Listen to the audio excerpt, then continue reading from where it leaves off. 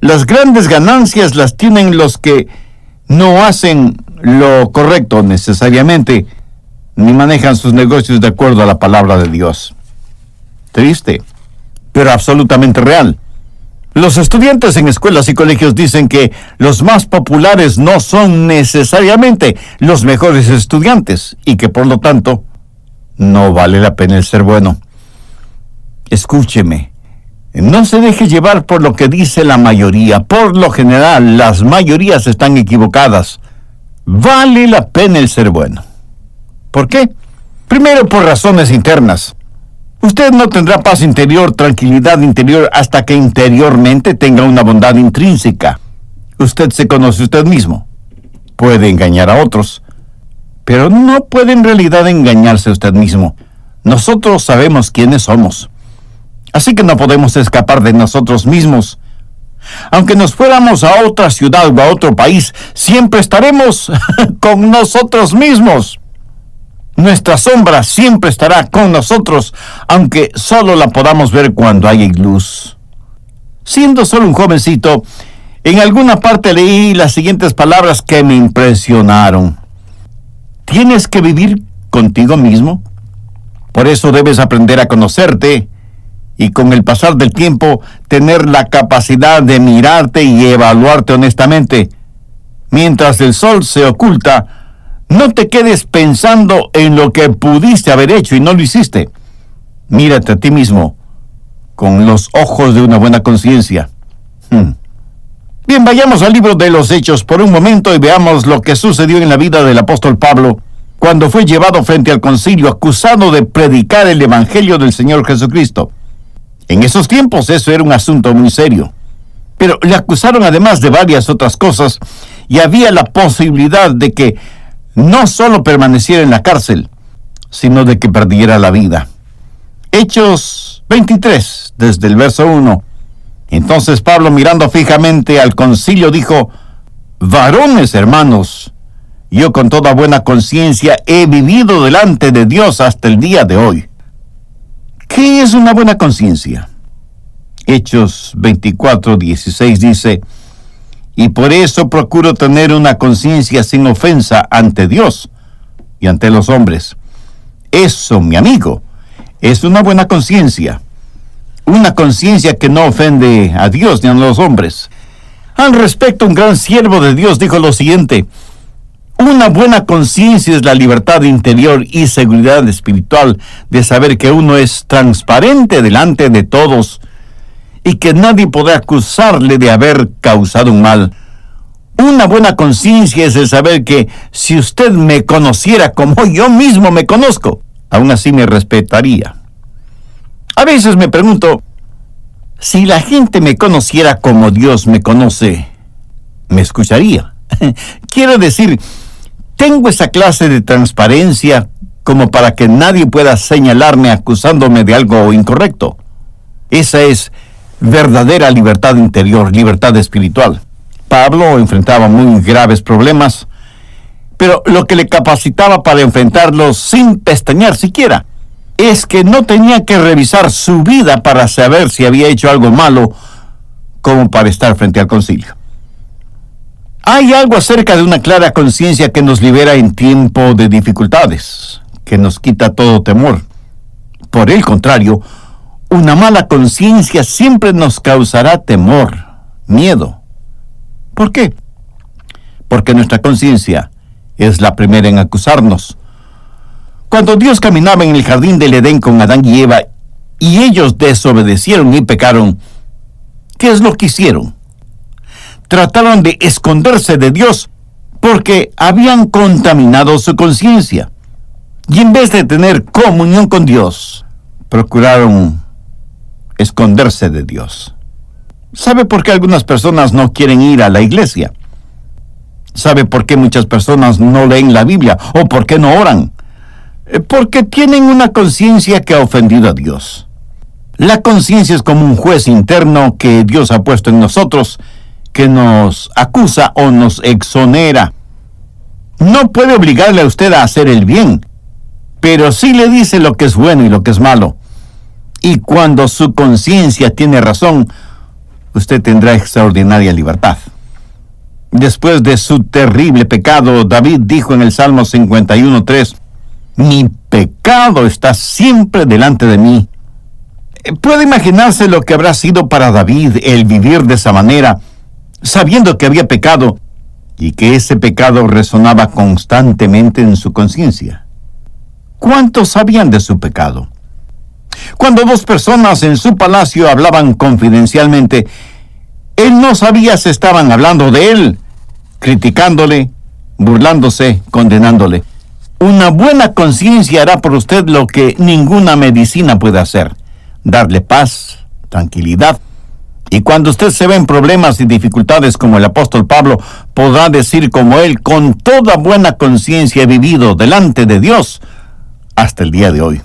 Segundo, por razones externas. Nuestras vidas influencian en los demás, para bien o para mal. Veamos 1 Corintios 8:13. Por lo cual, si la comida le es a mi hermano ocasión de caer, no comeré carne jamás, para no poner tropiezo a mi hermano. ¿Qué quiere decir Pablo? En otras palabras, él dice: yo no quiero hacer nada que sea causa de que otra persona tropiece. Diariamente sabemos por las noticias en radio y televisión las cosas horribles que suceden entre prominentes figuras religiosas.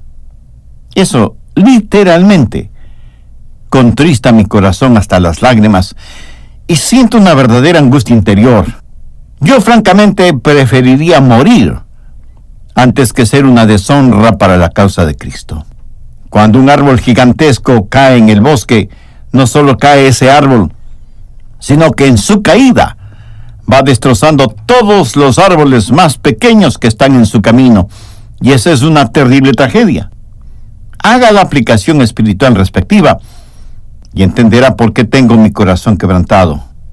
¿Por qué ser buenos? Porque ni vivimos ni morimos para nosotros mismos. Para alguien, usted es el mejor o el peor cristiano que conoce. Usted es la única Biblia que está leyendo otra gente. Para muchos, el peor castigo en el infierno probablemente será el ver a su cónyuge, a sus hijos, a sus familiares y amigos en ese lugar de tormento por el ejemplo de vida que usted les dio. ¿Por qué ser buenos? Por razones internas, por razones externas y tercero, por razones divinas. Hay un Dios que desde su gloria nos mira. ¡Qué gozo el tener una conciencia que no es una ofensa hacia ese Dios! Cierto, hay tiempos cuando nos desviamos, cuando nos enfriamos espiritualmente, cuando las cosas que hacemos por el Señor parece que están reemplazando a ese Señor al que servimos. No sé de usted, pero a mí me ha pasado eso. Y entonces me dedico a estudiar más intensamente la palabra de Dios, a pedir el consejo de hermanos más maduros en la fe, aunque geográficamente estén distantes de mí. Y me humillo delante de Dios, y le entrego a Él mi salud, mi familia, mi trabajo, y le digo: amado Dios, si hay algo que no he rendido a ti, revélamelo. Y siento como si la luz de Dios me cubriera, y que nada separa mi alma de la presencia de Dios. Y esa es más que suficiente buena razón para ser bueno. Así que, primero, ese es el propósito de la bondad. Segundo, el problema con la bondad. Francamente, mi amigo, el problema es que nosotros no somos buenos. Mire lo que dice Romanos 3:12. No hay quien haga lo bueno. No hay ni siquiera uno. Y alguien me dice por ahí: pero pastor, yo doy para los pobres, yo dono sangre para la Cruz Roja, yo hago esto y eso y aquello. Pues mire lo que dice Isaías: todos nosotros somos como suciedad, y todas nuestras justicias como trapos de inmundicia. ¿Cómo sabemos que eso es verdad? Pues lea los periódicos, mire las noticias en la televisión, observe lo que sucede a su alrededor, vea el comportamiento de sus hijos, es más, vea honestamente su propio comportamiento Y si no le gusta lo que ve en usted mismo, menos le gusta a Dios. Pero no por eso Dios deja de amarle. La experiencia demuestra que podemos ser mentirosos y egoístas y nadie tiene que enseñarnos a hacerlo. Somos así por naturaleza. A veces algunas personas como que deciden ser buenas. Veamos Jeremías 13:23. Mudará el etíope su piel y el leopardo sus manchas. Eso significa que si un etíope puede cambiar el color de su piel o un leopardo cambiar sus manchas, entonces nosotros que estamos acostumbrados a hacer lo malo, podemos hacer lo bueno. No por nosotros mismos. Se necesita alguien sumamente poderoso para hacerlo y solo hay un Dios todopoderoso. Tercero, el camino hacia la bondad. Veamos Romanos 7:18. Esta es una declaración de Pablo y dice: yo sé que en mí, esto es, en mi carne, no mora el bien, porque el querer el bien está en mí, pero no el hacerlo. ¿No ha tenido usted esa experiencia alguna vez? Ahora, cuando Pablo menciona la carne, no está haciendo referencia a la piel, los huesos, los músculos, los nervios, etcétera, etcétera, de nuestro cuerpo. Él se refiere a nuestra naturaleza adánica, que en la Biblia se la identifica como la carne. Y Pablo dice que en su naturaleza no existe nada bueno. Verso 19. Porque no hago el bien que quiero, sino el mal que no quiero, eso hago. Y si hago lo que no quiero, ya no lo hago yo, sino el pecado que mora en mí. Así que, queriendo yo hacer el bien, hallo esta ley, que el mal está en mí. ¿Se identifica a alguno de ustedes con esa situación? Y si usted me dice que no, con todo respeto le digo que usted es un mentiroso. ¿Cuántas veces se ha dicho, quiero hacer el bien, voy a hacer lo bueno, nunca más haré lo malo? Y al minuto siguiente, hace todo lo contrario de todo eso. El capítulo 7 de Romanos es un tremendo capítulo que muestra cómo el fruto del Espíritu trabajará en su vida y se transformará en la verdad que le dará esa transparencia, esa conciencia carente de ofensa hacia Dios o los hombres. Pablo pone en evidencia una interesante verdad que por lo general no nos gusta reconocerla. De manera que ya no soy yo quien hace aquello, sino el pecado que mora en mí. Pablo dice que su naturaleza adánica le empuja a hacer las cosas malas que él sabe que son malas y no quiere hacerlas. Pero en él, en su interior, hay algo horrible y espantoso que se llama pecado y vive una verdadera guerra espiritual. Verso 22 del capítulo 7. Porque según el hombre interior me deleito en la ley de Dios, pero veo otra ley en mis miembros que se rebela contra la ley de mi mente y me lleva cautivo a la ley del pecado que está en mis miembros. En lo íntimo, en lo más profundo de su ser, Pablo ha nacido de nuevo. Ama a Dios, quiere servir a Dios. Ese era su gran deseo. Yo personalmente creo que Pablo era completamente salvo cuando escribió la epístola a los Romanos, y que en el capítulo 7 se describe a sí mismo como una persona salva que tiene que descubrir el camino de la victoria. Así que vemos no solo su deseo, sino también su determinación. Por eso al final del verso 18 dice, porque el querer el bien está en mí, pero no el hacerlo. Pablo no se ha rendido, no ha tirado la toalla, tiene la voluntad y la determinación de hacer el bien. Y quiero que note algo muy peculiar en esta porción de Romanos 7, los versos del 7 al 24. El apóstol Pablo, al referirse a sí mismo, usa pronombres personales, yo, mí, mío, más de 40 veces. Pero no solo eso, sino que utiliza la palabra ley más de 20 veces. Pero no menciona a Jesús ni al Espíritu Santo ni una sola vez. ¿Por qué? Aquí está Pablo conocedor de la ley, pero sin ser salvo. Y luego vemos a Pablo ahora conocedor de la gracia de Dios, siendo salvo. Y esta circunstancia la podemos aplicar a muchas personas completamente religiosas, pero completamente perdidas. ¿Recuerda usted cómo se sintió cuando Jesús le salvó? Seguro que pensó, nunca más volveré a pecar. y sin embargo volvió a pecar. Pero se arrepintió, pidió perdón a Dios y volvió a pecar otra vez. Y así vivió su vida espiritual por mucho tiempo. Caídas, tropezones, levantadas, más caídas, más tropezones, más levantadas, más arrepentimiento, a lo mejor unas lágrimas para el final volver a pecar. Y comenzó a vivir un círculo vicioso espiritual muy peligroso, con la diligente ayuda del diablo, quien le susurraba al oído: vamos, reconócelo, no eres salvo. Es más, eres tan pecador que no mereces ser salvo.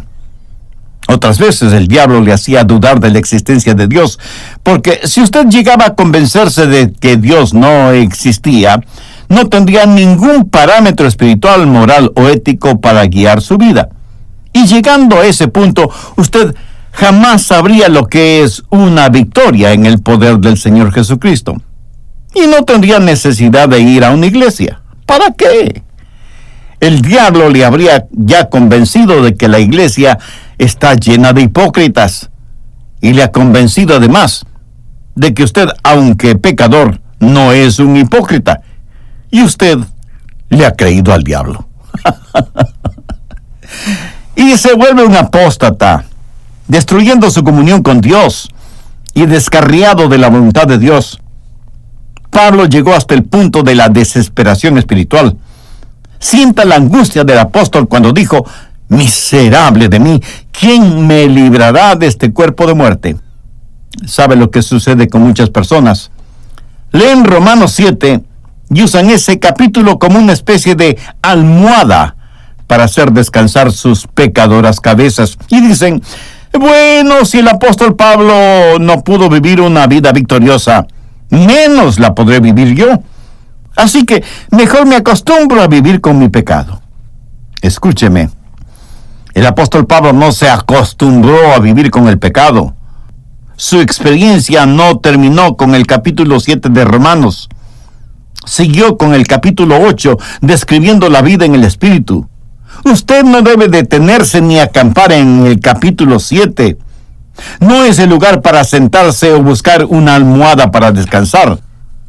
Pablo no solamente tuvo el deseo y la determinación que le guiaron a verse tal y como era, un miserable pecador. Sabe que muchos de nosotros, aún siendo creyentes, necesitamos llegar a ese punto para darnos cuenta que por nosotros mismos, aunque seamos religiosos, no somos buenos, y que debemos levantar nuestros brazos hacia el cielo con un profundo dolor en nuestro corazón y con ardientes lágrimas en nuestros ojos y exclamar: miserable de mí, ¿quién me librará de este cuerpo de muerte? Permítame relatar algo que no es fácil ni decirlo ni escucharlo, pero no por eso deja de ser verdad. Algunos eruditos bíblicos dicen que aquí Pablo está haciendo referencia a una de las más irónicas y bárbaras formas de castigo en esos tiempos, impuestas sobre un asesino. Cuando un hombre mataba a otro, tomaban el cuerpo del asesinado y lo amarraban al cuerpo del asesino, pies con pies, manos con manos, rostro con rostro. Así que el hombre vivo, el asesino, llevaba el cuerpo de su víctima. Al pasar de los días, el cuerpo muerto se iba descomponiendo, pudriéndose, y esa podredumbre y putrefacción iba carcomiendo poco a poco el cuerpo vivo del asesino, hasta provocarle la muerte. Por eso los eruditos dicen que Pablo está haciendo referencia a esa terrible forma de castigo cuando dice: miserable de mí, ¿quién me librará de este cuerpo de muerte? Lo que está diciendo el apóstol es: ¿quién podrá librarme de este cuerpo corrompido que lo llevo a todas partes? ¿Quién podrá librarme de esta carne putrefacta que está contaminando y carcomiendo mi cuerpo? Mi amigo, esto no suena como un hombre que ha hecho de Romanos 7 su almohada para pecar. Aquí está un hombre que tiene un deseo, un hombre que tiene una determinación y que finalmente llega al punto de la desesperación. Y sabe que Dios quiere traerle a usted hasta ese punto. ¿Sabe cuál es el mayor problema de todos nosotros? ¿Sabe lo que la mayoría de nosotros pensamos? Nuestro problema no es que pensemos que somos demasiado débiles. Todo lo contrario. Nuestro problema es que pensamos que somos demasiado fuertes, que podemos hacerlo por nosotros mismos. Podemos cumplir con la ley de Dios y tratamos de cumplirla una y otra vez, y una vez más, y otra vez, y otra vez más. Y muchas veces fracasamos miserablemente. Pablo tuvo que llegar al punto que le obligó a exclamar: miserable de mí, ¿quién me librará de este cuerpo de muerte? Note que Pablo no dice ¿qué me librará?, sino ¿quién me librará? La respuesta a esta trascendente pregunta está en el verso 25. Gracias doy a Dios por Jesucristo nuestro Señor. Pablo aprendió que la bondad no es el trabajo de la carne. Él dijo: yo sé que en mí, esto es en mi carne, no mora el bien. La bondad es el fruto del Espíritu. Cuando usted deja Romanos capítulo 7 y entra en el capítulo 8, es como ir de la oscuridad a la luz, es como pasar de la noche al día, como pasar del frío al calor.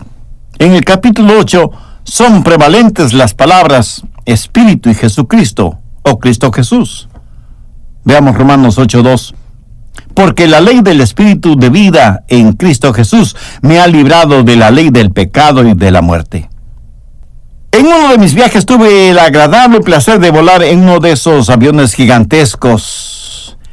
Creo que les llaman Jumbo Jets, 747 o 757, cosa por el estilo. Pueden llevar más pasajeros que los que una iglesia pequeña tiene miembros. Esos aviones son realmente pesados. Si a eso se aumenta el peso de los pasajeros, el peso de las maletas y el peso de la carga que llevan, uno no puede dejar de admirarse y asombrarse de cómo esa monstruosidad metálica puede volar y mantenerse en el aire. Y ahí estaba en la pista esta maravilla del ingenio, de la tecnología y la capacidad inventiva de los seres humanos. Y ese avión, casi silencioso para ser tan grande, comienza a rodar por la pista lentamente al principio. Luego va adquiriendo más y más velocidad y de pronto, casi sin sentirlo, estamos ya en el aire.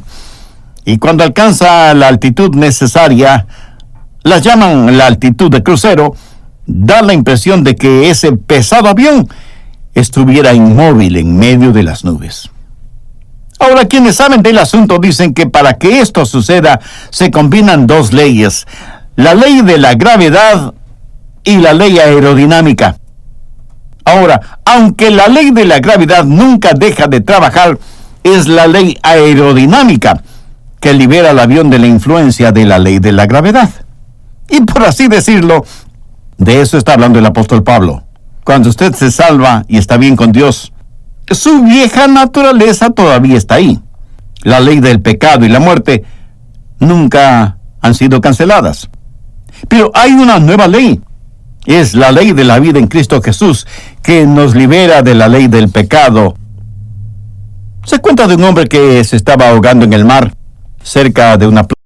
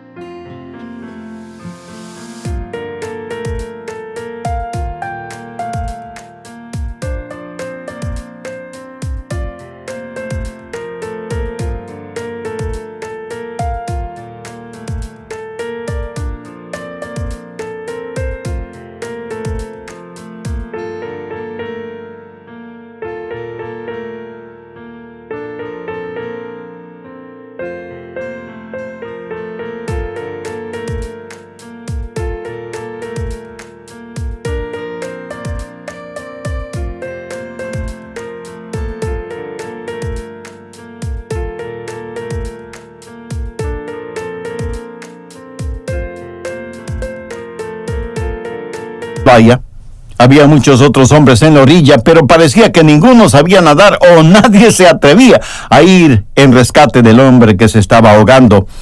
De pronto un hombre salió de entre el grupo de mirones y curiosos y le preguntaron: ¿sabe nadar? El hombre respondió afirmativamente. Entonces le pidieron que rescatara al hombre que se estaba ahogando. El hombre respondió que estaba esperando el momento propicio para hacerlo. El que se ahogaba ya no salió a la superficie, solo vieron el brazo que poco a poco fue desapareciendo en las aguas. Entonces el que sabía nadar se lanzó al mar, y después de algunos minutos regresó alando al hombre que se había estado ahogando, quien después de algunos minutos recuperó el conocimiento y poniéndose de pie se alejó de la playa. Pero de entre las muchas personas que habían observado todo este incidente, un hombre se acercó al hombre que había rescatado al que se ahogaba y le dijo: «Nunca he visto a nadie tan cruel como usted. ¿Por qué esperó hasta que ese pobre hombre casi se ahogara? ¿Qué mérito hubiera sido si lo que rescataba era un cadáver?» Y el hombre le contestó: «Mi amigo, hay algo que parece que ni usted ni los demás entienden. Yo no soy un nadador fuerte. A duras penas puedo nadar para salvarme a mí mismo.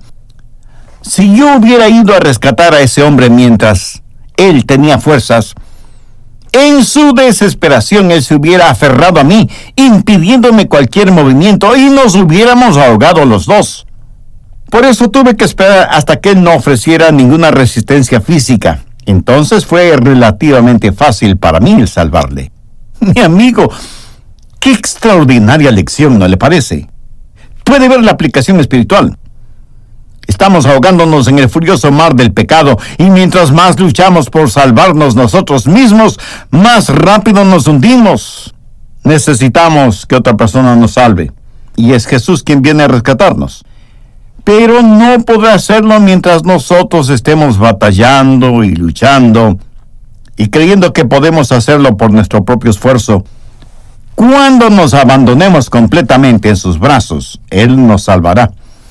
El problema con muchos de nosotros no es que somos débiles, sino que creemos que somos fuertes.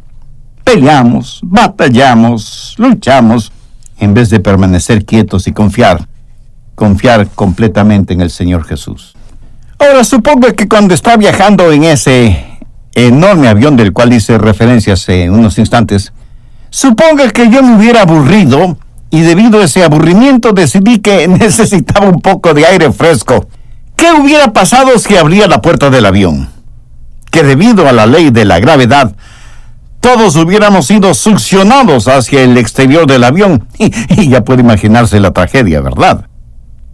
Mientras usted esté en Cristo Jesús, la ley del Espíritu de vida en Jesucristo le libera de la ley del pecado y de la muerte. En la actualidad a mucha gente le gustaría tener la experiencia de ser liberados del pecado y erradicar de una vez y para siempre nuestra naturaleza pecaminosa. Y como quieren conseguir esto por su propio esfuerzo, Dios no lo permite. ¿Por qué? Porque Dios quiere, y es imperativo, que para conseguir eso usted habite en el Señor Jesucristo. Por lo tanto, usted nunca tendrá la experiencia de un verdadero descanso, de una verdadera libertad espiritual, hasta que tenga una relación personal con Jesucristo. Pablo dice que lo había tratado, pero no pudo hacerlo, hasta cuando la ley del Espíritu de vida en Cristo Jesús le dio la libertad de la ley del pecado y de la muerte. Y así vemos el deseo de Pablo, la determinación de Pablo y la desesperación de Pablo, y como corolario de todo esto, la liberación de Pablo. Pero note que para que Pablo llegara a este punto, tuvo que reconocer y decir: y yo sé que en mí, esto es, en mi carne, no mora el bien, porque el querer el bien está en mí, pero no el hacerlo. Anote al margen Gálatas 5, en donde Pablo menciona la obra de la carne. En el verso 22 dice: mas el fruto del Espíritu es amor, gozo, paz, paciencia, benignidad, bondad. ¿Sabe usted cómo ser bueno? Veamos lo que dice Filipenses 2:13.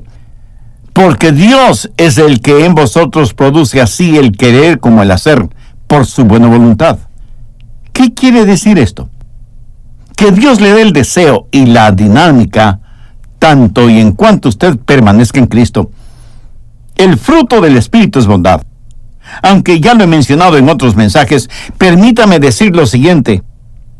Lo mejor que se puede decir de usted en su epitafio es: fue un buen esposo, o padre, o amigo, lleno del Espíritu Santo. ¿O fue una buena esposa, madre y amiga llena del Espíritu Santo? Si usted no está lleno del Espíritu Santo, ¿cómo podría entender y menos estar lleno de bondad? Sí, sé que usted ha tratado y está tratando de ser bueno o buena, pero escúcheme atentamente. Deje de tratar de ser bueno. Comience a confiar. Ni usted, ni yo, por nosotros mismos, podemos ser buenos.